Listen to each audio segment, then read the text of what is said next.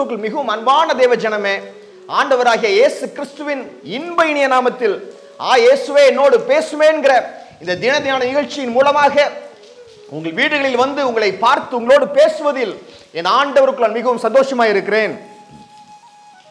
ஆண்டோட வசனத்தை கவனியுங்கள், அந்த வசனம் உங்களை உயிர்ப்பிக்கும். ஹல்லேலூயா.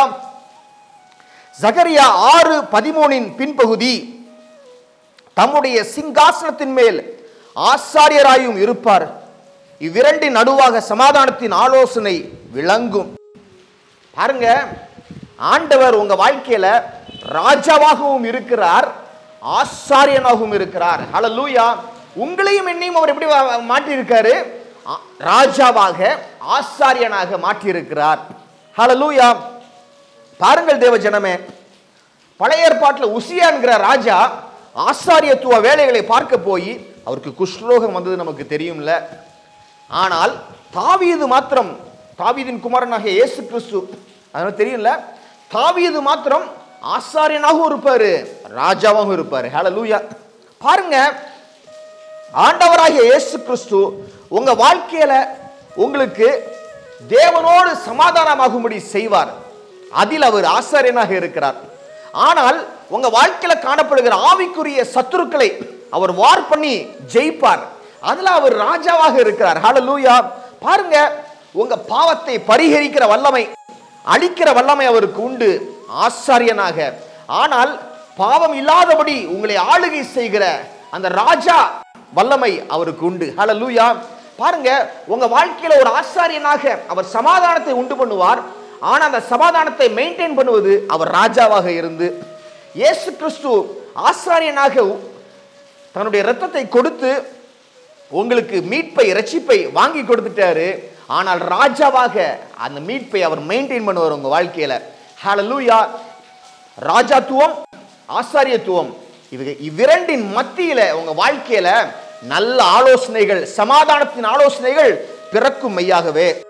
பாருங்கள், யோவான் 8வது அதிகாரத்தை எடுத்துக்கொள்ளுங்கள். யோவான் 8:7 வாசிக்கிறேன். அவர்கள் ஓயாமல் அவரை வேண்டிக் கொண்டு இருக்கையில் அவர் நிமிர்ந்து பார்த்து, உங்களில் பாவம் இல்லாதவன் இவள் மேல் முதலாவது கல்லெறிய கடவன் என்று சொன்னார். எல்லாம் கேட்டுட்டு இருக்கிறாங்க, விபச்சாரி ஆண்டவரே, கல்லெறியட்டுமா அப்படின்னு கேட்கிறாங்க. ஆண்டவர் சொல்றாரு, நான் ஆசாரியனா இருக்கிறேன், என்னால் அன்றி உங்கள் பாவம் யாரும் எதுவும் அழியாது. ஏன்ட்டு நீங்க ஏமாத்துறீங்களா? உங்கள்கிட்ட யார் பாவம் இல்லை சொல்லுங்க அப்படின்னு கேட்கிறாரு. அவர் எல்லாரும் கள்ள தூக்கி போட்டுட்டாங்க கீழே. ஹல்லேலூயா. இந்த காரியத்தில் 7வது வசனத்துல அவர் ஆசாரியனாய் இருக்கிறார். அப்ப ராஜாவாக எப்படி இருந்தாரு? யோவான் 8:11 வாசிக்கிறேன்.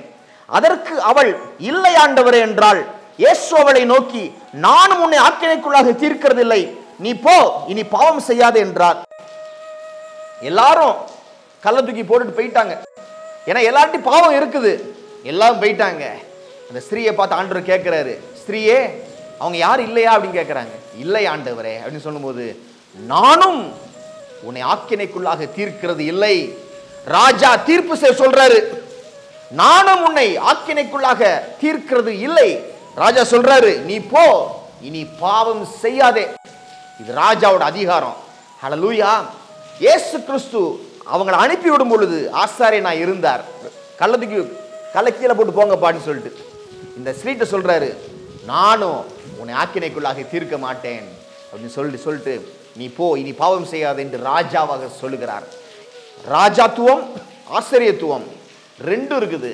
இவைகளின் மத்தியிலே சமாதானமான ஆலோசனை உங்க வாழ்க்கையில பிறக்கும் தேவஜனமே. அந்த ஸ்திரீ சமாதானத்தின் ஆலோசனை பெற்றுட்டு போனாங்க. கல்ல வச்சிருந்தாங்களே, அவங்களும் சமாதானத்தின் ஆலோசனை பெற்றுட்டு நான் நினைக்கிறேன் அவங்களும் மனம் திரும்பி இருப்பாங்க. ஹல்லேலூயா. உங்க வாழ்க்கையில சமாதானத்தின் ஆலோசனை மெய்யாகவே நாளில் பிறக்கிறது. ஹல்லேலூயா. நாம் ஜெபிப்போம். வாருங்கள். ஆண்டவரே, எங்க வாழ்க்கையில நீங்க தான் ராஜாப்பா, நீங்க தான் ஆசாரியன். எங்க பாவங்களை அழிச்சு போட்டுருங்கப்பா.